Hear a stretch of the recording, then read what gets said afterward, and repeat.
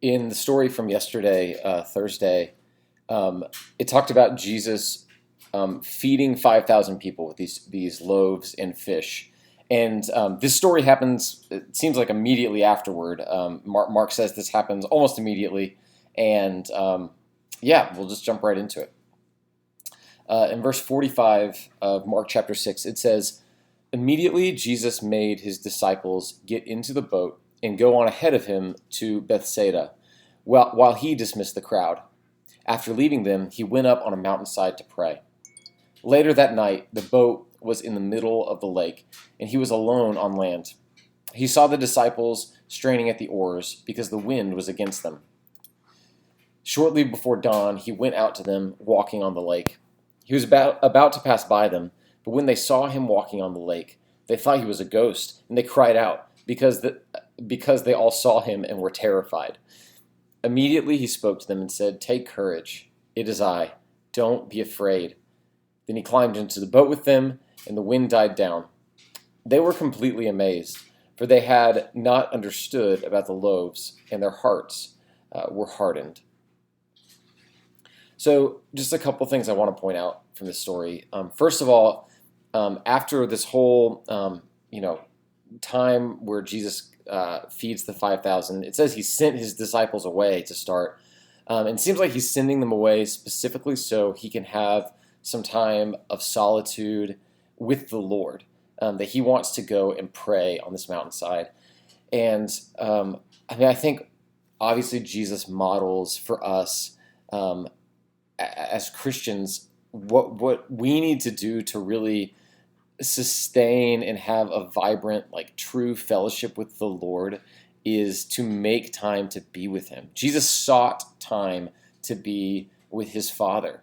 And I think we as Christians are expected to do the same thing. This isn't like advanced Christianity. This is like what it means to really have a relationship with God. What it means to have a relationship with God is the same as what it means to have a relationship with anyone. With anyone, if you're going to have a relationship with them, if you're going to be friends with them, uh, it means you talk to them and you spend time with them.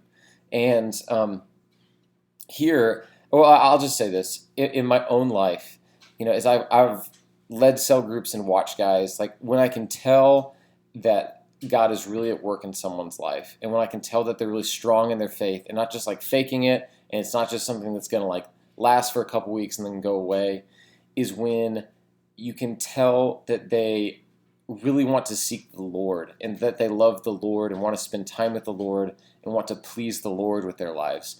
When I talk to guys and what they sound like they want to do is like clean up their act a little bit, maybe make some better moral decisions. Maybe they regret some of the consequences of their sin. I mean, it's good when we regret the consequences of their sin, but Christianity is not about just behavior change.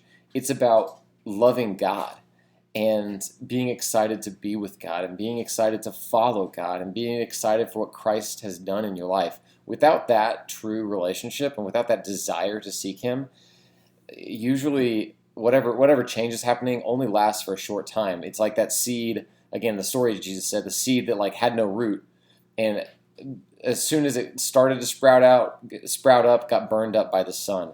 And so I just encourage in your life, when you're thinking about life change in your own life, it has to happen from the inside out, and it has to start with like really loving the Lord. And if you don't feel that, if you feel just sort of this like hardness or just numbness or just like, man, it feels like a chore to go to cell group, read the Bible, pray, whatever it is. Man, here's what I encourage you to do is to be honest about that and to just confess that. Let that be your confession to God. If you when you start reading the Word or whatever, just confess and be like, God, I'll be honest, my sinful heart doesn't even want to do this right now. And my sinful heart loves a lot of things more than you, and I need your help to show me who you are. Um, anyway, that's thing one from the story. Is just like Jesus models like a real relationship with God means you want to spend time with him, just like Jesus did. And then finally in the story, I mean, Jesus comes, he does this miracle where he walks across the water, and it says the disciples are like surprised and afraid when they see this because they're not expecting it. And Jesus gets in the boat, and the wind and everything like calms down, And just two quick application points from this is one, in your life. I mean, I think I think the story, you can kind of, the lesson can kind of be metaphorical in that in um, your life is going to seem turbulent and like a storm is happening if Jesus is not in your life with you. If your life doesn't have Jesus in it, you're going to be straining against the current and against the oars the whole time. But when Jesus is there, it's like the storm goes away. That's what happened in the story. And I think that's true in our own lives. When we really invite Jesus in, no matter what the circumstances in my life may be, it's like the storm and the anxiety and the worry is able to go away because my confidence is in Him. I don't have to worry about anything. Like the worst case scenario is something happens and I die, and that's not even the worst case scenario anymore. Because if Christ is in my life, even my death means I get to spend eternity with Him, eternity in joy, with Him. So that's application one. And then application two, I think, the disciples, it says they were amazed by this because their hearts had been hardened and they didn't learn the lesson about the loaves.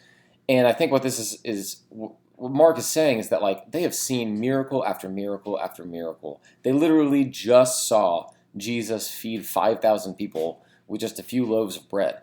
And so they shouldn't have been surprised. They should have looked at this and been like, of course Jesus is going to do this. He can do anything. He's the Son of God. But somehow, even after this, it's like they immediately forgot what happened, and their hearts were hardened. And I think our hearts can be hardened sometimes too, in that like we've maybe seen God at work in our life. Maybe I went to fall retreat. I went on some mission trip. I've heard Him. Maybe there's some lesson that I heard on Sunday or I read in the Bible, and I knew that God was really trying to teach me something, and maybe I said, God, I'm going to follow you. I really am going to do this with my life. And it's like we immediately forget and go back to what we were doing. And that it says that comes from a hardness of heart. And so I think my prayer for myself and a last prayer for you, in fact, I'll just close in prayer with this one, is that our hearts would not be hardened, but that we be open and softened to like really have Christ speak to us and really have real life change and not be sort of stubborn and forgetful. So I'll pray. God, I ask for myself. I just confess that I can be forgetful and my heart can be hardened, and I can know the truth of who you are and then not live like it. And so I pray for all of us, God, that you would just really work life change from the core of our being out, and that like our hearts would love you more than anything else, and that the other things I love, that would not even compare to the love that we have for you. And God, just transform us. Don't let us hold anything back from you in our lives. We love you, and just pray this in your Son's name. Amen.